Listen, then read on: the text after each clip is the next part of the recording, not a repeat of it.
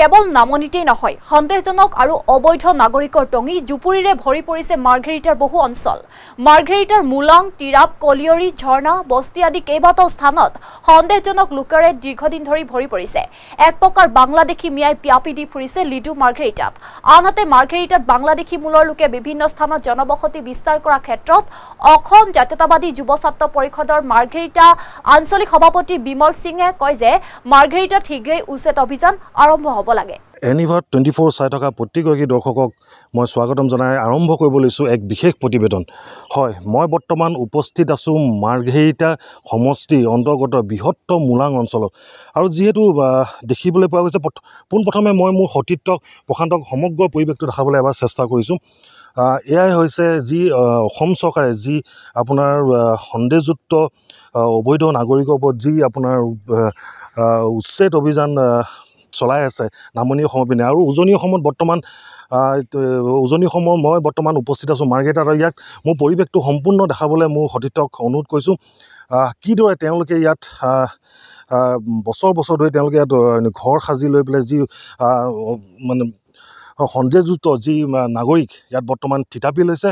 আৰু মোৰ সতীৰ্থক সমগ্ৰ পৰিৱেশটো দেখাবলৈ চেষ্টা কৰিছোঁ কিদৰে তেওঁলোকে ইয়াত সৰু সৰু ঘৰ সাজি তেওঁলোকে ইয়াত বৰ্তমান থাকি লৈছে। ইয়াত মাৰ্ঘেৰিটা অঞ্চলৰ বিভিন্ন ধৰণৰ তেওঁলোকে ইয়াত কাম কাজ কৰি ইয়াত তেওঁলোকে থিতাপি লৈছে। তেওঁলোকৰ কোনো ধৰণৰ একো নথি পত্ৰ নোহোৱাকৈ তেওঁলোকে ইয়াত কামৰ সূত্ৰে তেওঁলোকে আহি ইয়াত আছেহি। বৰ্তমান মোৰ লগত উপস্থিত আছে অসম জাতীয়তাবাদী যুৱ ছাত্ৰ পৰিষদৰ মাৰ্ঘেৰিটা আঞ্চলিকৰ সভাপতি। তেওঁৰ লগত কিছু কথা পাতিবলৈ আমি চেষ্টা কৰিম। পোনপ্ৰথমে আপোনাক আমাৰ চেনেলক স্বাগতম জনাইছোঁ। হয়, ধন্যবাদ জনাইছোঁ। যিহেতু আপোনালোকে মুলাঙৰ এই দুৰ্গম অঞ্চলত আহি আজি বাতৰি পৰিৱেশন কৰিবলগীয়া হৈছে।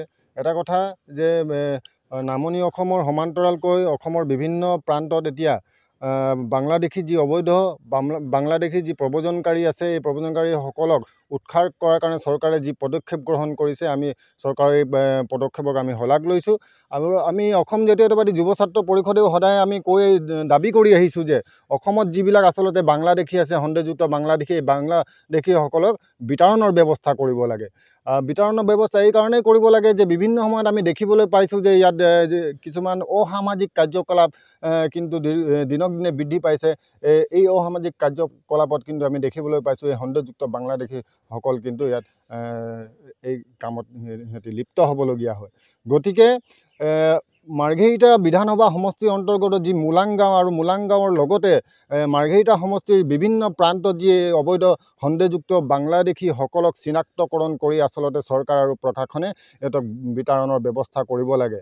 আমি অসম জাতীয়তাবাদী যুৱ ছাত্ৰ পৰিষদে অহা কাইলৈ আমি লিডুত আমি বিক্ষোভ কাৰ্যসূচী ৰূপায়ণ কৰিম। অসমৰ আৰু আমাৰ যি মাৰ্ঘেৰিটা সমষ্টিৰ যিবিলাক অবৈধ বাংলাদেশী আছে সিহঁতক চিনাক্তকৰণ কৰি আচলতে বিতৰণৰ ব্যৱস্থা কৰিব লাগিব চৰকাৰে। অন্যথা কিন্তু আমি বিভিন্ন দল সংগঠনৰ লগত আৰু স্থানীয় ৰাইজৰ লগত আমি সহযোগ কৰি কিন্তু আমাৰ যি বিভিন্ন প্ৰান্তত মাৰ্ঘেৰিটাৰ বিভিন্ন প্ৰান্তত যিসকল অবৈধ সন্দেহযুক্ত যিবিলাক বাংলাদেশী লোক থিতাপি লৈছে, এইসকলক কিন্তু আমি উৎখাত কৰিবলৈ আমি হাতে কামে লাগি যাব লাগিব। হয়, যিহেতু শুনিবলৈ পাইছোঁ ইয়াত যিসকল কয়লা ব্যৱসায়ী তেওঁলোকে বাহিৰৰ পৰা যি ট্ৰেইনত পাণ জপাদি জাপি পেলাই তেওঁলোকে যি সন্দেহযুক্ত নাগৰিক আনি পেলাই ইয়াত কয়লা কামত লগাইছে বুলি আমি প্ৰায় শুনি আছোঁ আৰু দেখিবলৈ পাইছোঁ। এই বিষয়ে কি ক'ব? এটা কথা ক'ব লাগিব, আমি পূৰ্বতে আমি এনেকুৱা অভিযোগো আচলতে কৰি আহিছোঁ বহুবাৰ যে আমি পূৰ্বতে দেখিবলৈ পাইছিলোঁ যেতিয়া অবৈধ যিবিলাক খনন চলি আছিলে, আচলতে এই অবৈধ খননসমূহত বিভিন্ন মালিক পক্ষই কি কৰে, বাহিৰৰ পৰা আচলতে এইবিলাক সন্দেহযুক্ত লোকসকলক ইয়াত নিয়োগ কৰি বহু আচলতে ঘটনাও হৈ গৈছে। এনেকুৱা ঘটনা বহু আচলতে সংবাদ মাধ্যমতো আমি দেখিবলৈ পাইছোঁ। সংবাদ মাধ্যমৰ জৰিয়তে পোহৰলৈ আহিছে এনেকুৱা বহুত ঘটনা।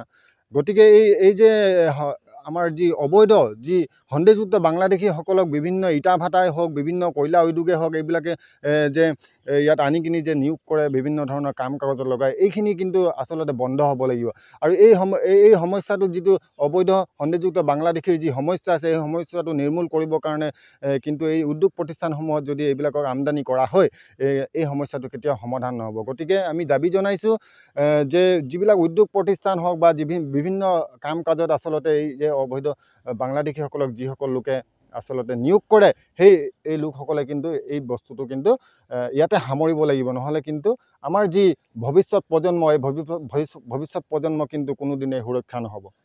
হয়, আপোনাক ধন্যবাদ জ্ঞাপন কৰিছোঁ। আমাৰ মাজত ইয়াৰ মোলাঙৰ কিছু স্থানীয় ব্যক্তি ইয়াত বৰ্তমান উপস্থিত আছে, তেওঁৰ পৰা কিছু কথা এষাৰ পাতিবলৈ আমি চেষ্টা কৰিম। কি ক'ব দাদা, যিহেতু ইয়াত আপোনাৰ এই মোলাং অঞ্চলখন এখন বৃহত্ত অঞ্চল, ইয়াত যিহেতু সন্দেহযুক্ত আৰু অবৈধ নাগৰিকে ইয়াত থিতাপি লৈছে, এই বিষয়ে কি ক'ব? হয়, আমাৰ মোলাং গাঁৱত বহুত দিনৰ বছৰ ধৰি কেইমান ঘৰ আহি ইয়াত বহিছে। আমাৰ মোলাঙত বহুত বৃহত্তৰ আমি এটা সমাজে ভালকৈ ইয়াত বসতিস্থল কৰি আছোঁ বহুত দিনৰ পৰা, কিন্তু এইসকলে আহি আমাৰ গাঁৱত চুৰি, গৰু চুৰ ধৰি আপোনাৰ মন্দিৰ নামঘৰৰ পৰা মণিকূৰৰ দান পাত্ৰ চুৰ হৈ আছে এইকেইদিনৰ পৰা, আৰু দিনে দিনে আমাৰ ড্ৰাগছৰ ব্যৱসায়ো ইয়াত বাঢ়ি আছে। গতিকে আমি ভাবোঁ যিমানখিনি অবৈধ বাংলাদেশী আমাৰ মোলাঙত আহি সোমাইছে সেইসকলক চৰকাৰে যাতে অতি সোনকালে ইয়াৰ পৰা খেদি পঠিয়ায়। কিমান ঘৰ আপোনালোকে চিনাক্ত কৰিছে? কিমান ঘৰ আপোনাৰ তেনেকৈ সন্দেহযুক্ত নাগৰিক আছেহি? আমাৰ মোলাঙত বৰ্তমান আমাৰ 30 ঘৰমান চিনাক্তকৰণ হৈছে, আৰু এই আমাৰ মোলাং 2 নম্বৰ মোলাং পথাৰ বস্তি বুলি কয়, তাতো 40-50 ঘৰমান আছে, কিন্তু এতিয়ালৈকে চিনাক্তকৰণ হোৱা নাই। আমি চৰকাৰক দাবী জনাইছোঁ যে আমাৰ মোলাঙৰ ৰাইজ হৈ অতি শীঘ্ৰে মানে এই বাংলাদেশীমূলক নাগৰিকক সোনকালে ইয়াৰ পৰা খেদোৱাৰ প্ৰচেষ্টা চলায়। হয়, আপোনাক ধন্যবাদ জনাইছোঁ। বৰ্তমান যিহেতু দেখিবলৈ পোৱা গৈছে যে যিসকল সন্দেহযুক্ত বা অবৈধ নাগৰিক ইয়াত আহি অকল মোলাং বুলিয়ে নহয়, মাৰ্ঘেৰিটা সমষ্টিৰ অন্তৰ্গত বহুত জেগাত ইয়াত তেওঁলোকে থিতাপি লৈছে, আৰু তেওঁলোকে থিতাপি লোৱা পাছৰ পৰাই ইয়াত বিভিন্ন ধৰণৰ অপকৰ্ম কাৰ্য ইয়াত প্ৰায় সংঘটিত হৈ থাকে, যেনে ধৰক চুৰি কাৰ্য হওক, ডকাইতি কাৰ্য হওক, আৰু বিশেষকৈ এই ড্ৰাগছৰ প্ৰচলনটো বৃদ্ধি পাব ধৰিছে মাৰ্ঘেৰিটা সমষ্টিত।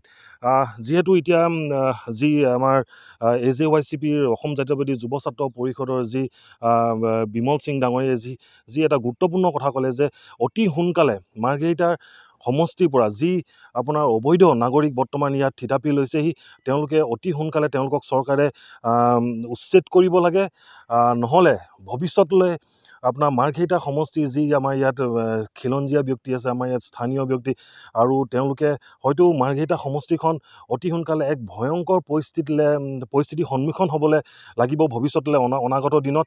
আৰু তেওঁলোকে চৰকাৰক অনুৰোধ জনাইছে যে অতি সোনকালে যি ইয়াত আপোনাৰ অবৈধ নাগৰিক যিসকল ইয়াত আছেহি, আৰু তেওঁলোকক অতি সোনকালে ইয়াৰ পৰা উচ্ছেদ কৰিব লাগিব। আৰু এটা কথা স্পষ্টকৈ ক'ব লাগিব যে যিসকল কয়লা ব্যৱসায়ীয়ে ইয়াত নিজৰ স্বাৰ্থত সিদ্ধি কৰিবলৈ মাৰ্ঘেৰিটা সমষ্টিত আপোনাৰ যি অবৈধ নাগৰিক আনি পেলাই ইয়াত কামত নিযুক্তি কৰিছেহি, সেইটো ক'ব গ'লে এক ভয়ংকৰ ভৱিষ্যতলৈ এয়া এক ভয়ংকৰ হ'ব। কাৰণ সেই যিসকল ইয়াত নাগৰিক বৰ্তমান অবৈধ নাগৰিক ইয়াত আছেহি, প্ৰায় তেওঁলোক অহাৰ পৰা মাৰ্ঘেৰিটা অঞ্চলত লিডু হওক, মোলাং হওক, তিৰাপ হওক, মাৰ্ঘেৰিটা মাজবজিয়াত হওক, ড্ৰাগছৰ প্ৰচলনটো অতিপাত ইয়াত বৃদ্ধি হৈছে।